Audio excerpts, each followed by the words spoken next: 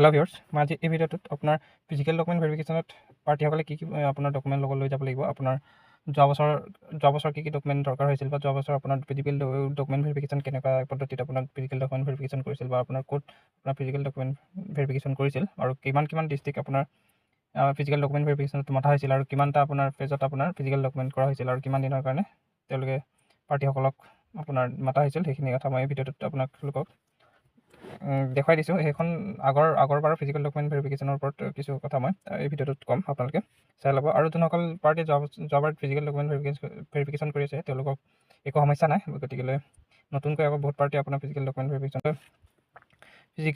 ভেৰিফিকেশ্যনতনো কি বস্তু নিব লাগে, বা এইখিনি বস্তু ইয়াত লিখি থোৱা আছে, সেইখিনিকে মই আপোনালোকক পঢ়ি শুনাই দিছোঁ। আৰু just D document verification schedule, আপোনাৰ ডিৰ ফালৰ পৰা যোনটো ডকুমেণ্ট ভেৰিফিকেশ্যন চিডিউল, সেইখিনিত যোৱা বছৰখিনিয়ে মই এইখিনি বস্তু আপোনালোকক পঢ়ি দেখুৱাই দিছোঁ ভিডিঅ'টোত, আপোনালোকৰ যাতে সুবিধা হয়, বস্তুখিনি আইডিয়া এটা আহি যায় এবছৰ ফিজিকেল ডকুমেণ্ট ভেৰিফিকেশ্যনৰ, যাতে ডকুমেণ্ট নিওঁতে বা আপোনাৰ কোনো আখোৱা বা আপোনাৰ তেনেকুৱা সমস্যাৰ সন্মুখীন যাতে নহয়। ভেনু, আপোনাৰ যোৱাবাৰ ফিজিকেল ডকুমেণ্ট ভেৰিফিকেশ্যনৰ ভেনু দিয়া হৈছিল আপোনাৰ knowledge centre, diary development department Assam, আপোনাৰ য'ত আছে খানাপাৰা, গুৱাহাটীৰ খানাপাৰাত আপোনাৰ নলেজ চেণ্টাৰ ডায়েৰী ডেভেলপমেণ্ট ডিপাৰ্টমেণ্টত আপোনাৰ যোৱাবাৰ ফিজিকেল ডকুমেণ্ট ভেৰিফিকেশ্যন হৈছিল, আৰু ডেটটো দিয়া হৈছিল যোৱাবাৰতো মই ইয়াত দেখুৱাই দিছোঁ।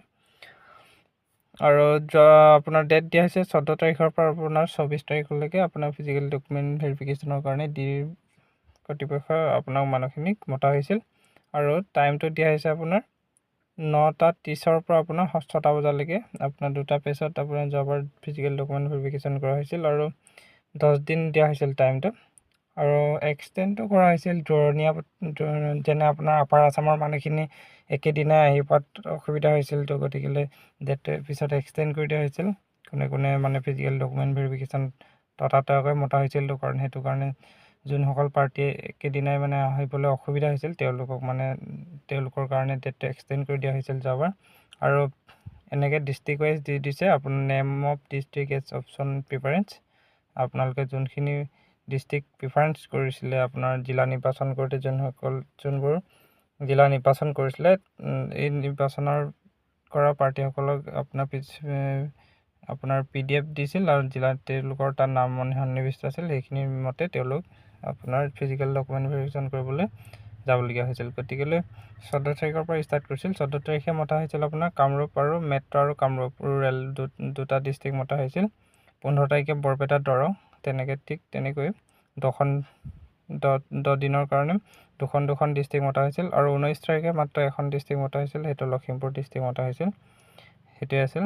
গতিকে 24 তাৰিখে শেষ হৈছিল। ইম্পৰ্টেণ্ট কিছুমান ডকুমেণ্ট আপোনাৰ কি বস্তু আপোনাৰ ফিজিকেল ডকুমেণ্ট ভেৰিফিকেশ্যনত নিব লাগিব কেণ্ডিডেটসকলে, সেইখিনি কথাও ইয়াত আছে, গতিকে সেইখিনি মই কৈ দিছোঁ। আপোনাৰ the candidate must attend the physical document verification along with আপোনাৰ কি ডকুমেণ্ট নিব লাগিব আপোনাৰ ফিজিকেল ডকুমেণ্ট ভেৰিফিকেশ্যন কৰিবলৈ যাওঁতে কেণ্ডিডেটসকলে। অপশ্যন দিয়া হৈছে আপোনাৰ অল ৰিলিভেণ্ট অৰিজিনেল ডকুমেণ্ট, আপোনাৰ যিমানখিনি অনলাইন আপোনাৰ আবেদন কৰোঁতে যিমানখিনি আপোনাৰ অনলাইনত আপোনাৰ ডকুমেণ্ট আপোনাৰ দিয়া হৈছিল, সেই সকলোবোৰ আপোনাৰ নিলে মানে বেছি ভাল হয়। অল ৰিলিভেণ্ট অৰিজিনেল ডকুমেণ্টখিনি নিব লাগিব, আৰু কপি অফ অনলাইন এপ্লিকেশ্যনটো নিব লাগিব এখন, আৰু চেল্ফ এটেষ্টেড ফটোকপি আৰু চেল্ফ এটেষ্টেড কৰা ফটোকপি নিলে আপোনাৰ হৈ যাব। আৰু ডকুমেণ্ট বুলি ক'লে আপোনাৰ অল ৰিলিভেণ্ট অৰিজিনেল ডকুমেণ্ট বুলি ক'লে আপোনাৰ তাত গোটেই বস্তুখিনি লৈ যাব। কাৰোবাৰ যদি আপোনাৰ DLED নাই, BEd আছে, BEdৰ বস্তুখিনি নিব, বা কাৰোবাৰ NCC আছে, বা আপোনাৰ কালচাৰেল আপোনাৰ চাৰ্টিফিকেট আছে, বা কাৰোবাৰ স্পৰ্টছ চাৰ্টিফিকেট আছে, আৰু যাৰ যেনেকুৱা আছিলে মানে অনলাইন কৰোঁতে সেইখিনি বস্তু লৈ যাব। আৰু কপি অফ অনলাইন এপ্লিকেশ্যনটো নপাহৰিব, আৰু চেল্ফ এটেষ্টেড ফটোকপি সেইখিনিয়ে। আৰু পিছৰ আৰু ইম্পৰ্টেণ্ট নোটছ এটা আপোনাৰ ডিৰ কৰ্তৃপক্ষৰ পৰা এটা দিছিলে, সেইটো হ'ল দেয়াৰ উইল বি 2 শ্বিফ্ট, দুটা আপোনাৰ শ্বিফ্টত হ'ব, আপোনাৰ মৰ্ণিং শ্বিফ্ট আৰু আফটাৰনুন শ্বিফ্ট। আৰু অথনি মই ক'লোৱে ৰাতিপুৱাটো আপোনাৰ 9টা বজাৰ পৰা আৰম্ভ হ'ব, আৰু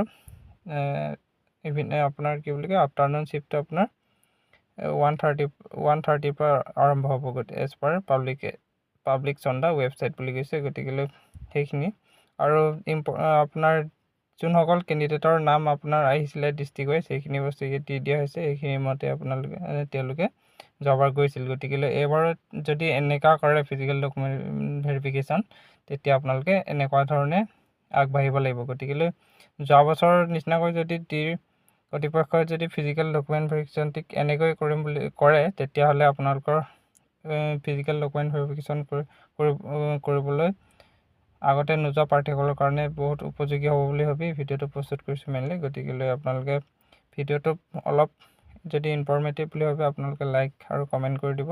আৰু সেইখিনিয়ে আছিল। আৰু এতিয়ালৈকে ফিজিকেল ডকুমেণ্ট ভেৰিফিকেশ্যন বা আপোনাৰ প্ৰভিজনেল মেৰিট লিষ্ট কেতিয়া প্ৰকাশ কৰিব সেইখিনি কথা এতিয়ালৈকে গম পোৱাই নাই। গতিকে তেওঁ যাতে মানে ফিজিকেল ডকুমেণ্ট ভেৰিফিকেশ্যনৰ কাৰণে যোনখিনি ইম্পৰ্টেণ্ট ডকুমেণ্ট সেইখিনি বস্তু যাতে আপোনালোকৰ কোনো সমস্যাৰ সন্মুখীন নহয় তাৰ বাবে ভিডিঅ'টো প্ৰস্তুত কৰিলোঁ। আৰু চবেই প্ৰায় অলমষ্ট পাৰ্টীসকলে জানে কৃষি বস্তু ডকুমেণ্ট নিবই লাগিব। গতিকে তেওঁ ভিডিঅ'টো প্ৰস্তুত কৰিছোঁ। আৰু কিছুমান মানুহ মানে সুধি থাকে বা আপোনাৰ জানিব বিচাৰে কি ডকুমেণ্ট বা নিব লাগিব। আৰু কিছুমানৰ নাম আপোনাৰ ইনকাৰেক্ট হয় বা নামখিনি বেলেগ বেলেগ হৈ থকা কিছুমান পাৰ্টিও তেনেকুৱা ধৰণৰ সমস্যাও আছে। গতিকে সেইখিনি কি হয় কি নহয় সেইখিনি সৰু সুৰা প্ৰব্লেমখিনি একো নাই। ডাঙৰ প্ৰব্লেমবোৰৰ কাৰণে বেলেগ চিন্তা কৰিব লাগিব, কিন্তু সৰু সুৰা প্ৰব্লেমৰ কাৰণে একো প্ৰব্লেম নাই। গতিকে এইখিনিত আপোনালোকে মাথা মাৰি থাকিব নালাগে। ফিজিকেল ডকুমেণ্ট ভেৰিফিকেশ্যনৰ কি নিব লাগিব আপোনালোকে সেইখিনি বস্তু সাজু কৰি ৰাখক। আৰু প্ৰভিজনেল মেৰিট লিষ্ট মেবি ইলেকশ্যনৰ ৰিজাল্ট দিয়াৰ পাছতে খুব ক্ষিপ্ৰতাৰে আৰম্ভ কৰিব। গতিকে সেইখিনি বস্তু আপোনালোকে সাজু কৰি ৰাখিব।